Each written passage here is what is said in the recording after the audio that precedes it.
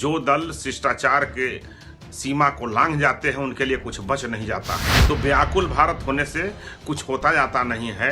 अपने सहयोगी दल के भावनाओं से खेलना चालू करता है। नमस्कार, भारत लाइव देख रहे हैं आप। जहां एक तरफ मुकेश सहनी ने 24 सीटों पर अपने प्रत्याशी उतारकर एमएलसी के ये स्पष्ट कर दिया कि वो एनडीए को अब बहुत ज़्यादा भाव नहीं देने जा रहे हैं।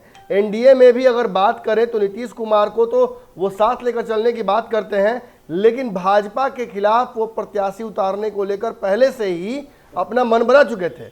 उत्तर प्रदेश चुनाव के बाद ये कहा जा रहा था कि मुकेश सहनी को बहुत कुछ हाथ नहीं लगा और हो सकता है मुकेश सहनी इसके कारण भाजपा द्वारा दी जा रही लगातार धमकियों को समझकर प्रत्याशी नहीं उतारेंगे। लेकिन मुकेश सहनी ने 24 सीटों पर प्रत्याशी उतार दिए हैं।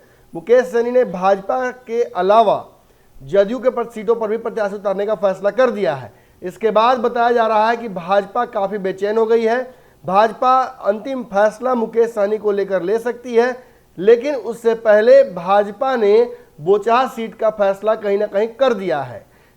नाम स्पष्ट तौर पर लेकर भाजपा के बिहार के प्रवक्ता अरविंद कुमार ने स्पष्ट कर दिया कि कौन बोचहा से प्रत्याशी हो सकता है। आपको याद होगा लगभग 2.5 महीने पहले पंचनामा में मैंने ही आपको बताया था कि बोचहा से बेबी कुमार को चुनाव लड़ाना भाजपा लगभग तय कर चुकी है। खास बात यह है कि मुसाफिर पासवान के निधन से जो सीट खाली हुई है उस सीट पर पहले से ही दावा था बेबी कुमारी का, लेकिन चूंकि अंत समय में मुकेश सहनी एनडीए में आए थे तो इस सीट को समझौते के तौर पर मुकेश सहनी को दे दिया गया। इसकी वजह से बेबी कुमारी को बाद में यह बताया जाता कि भाजपा एमएलसी में एडजस्ट करना चाहती थी बेबी कुमारी को, लेकिन वो अड़ गई चुनाव लड़ने को लेकर। और अब जब की सीट खाली हो चुकी है तो बेबी कुमारी पीछे हटने के मूड में नहीं है। पार्टी ने भी उन्हें बहुत पहले प्रॉमिस कर दिया था। ऐसे में मुकेश सहनी को भाजपा ट्रस्ट में लेना चाहती थी, लेकिन मुकेश सहनी ने भी बहुत पहले स्पष्ट कर दिया था। मुकेश सहनी के जो वहाँ प्रत्याशी थे मुसाफिर पासवान जो जीते थे, उनके पुत्र अमर पासवान यहाँ से तैयारी लगातार कर रहे हैं। और चूंकि अब जब ये तय हो गया है कि एमएलसी के चुनाव के तुरंत बाद ये बोचहा सीट का चुनाव भी हो जाएगा, तो ऐसे में कहीं ना कहीं ये तैयारी जो है वो बहुत महत्वपूर्ण हो जाती है। ऐसे में भाजपा के जो प्रवक्ता हैं उन्होंने नाम कैसे लिया है और क्या कुछ कहा है ये जरा सुन लीजिए आप। कोई भी गठबंधन में रह करके और अपने सहयोगी दल के भावनाओं से खेलना चालू करता है और शिष्टाचार की सीमा को जब लांघ जाता है तो उसके लिए कुछ बच नहीं जाता है। और जहां तक बात है बोचहा सीट पर, तो बोचहा सीट पर पहले बेबी कुमारी विधायक रह चुकी हैं।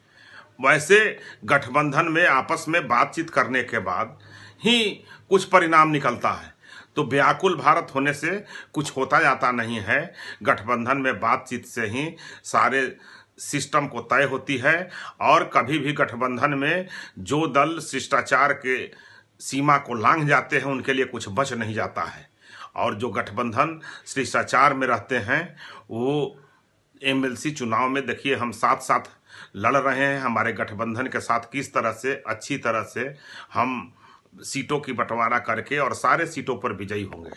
अगर ये वीडियो पसंद आई और वह बिहार के राजनीति और बिहारियत से सरोकार रखेनी तो सब्सक्राइब बटन दबा के चैनल के सब्सक्राइब कर ली।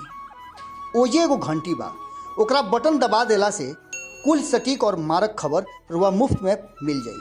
अगर रुआ पत्रकारिता के हमनी के नया प्रयोग में सहयोग कर चाहतानी तो ज्वाइन बटन दबा दी।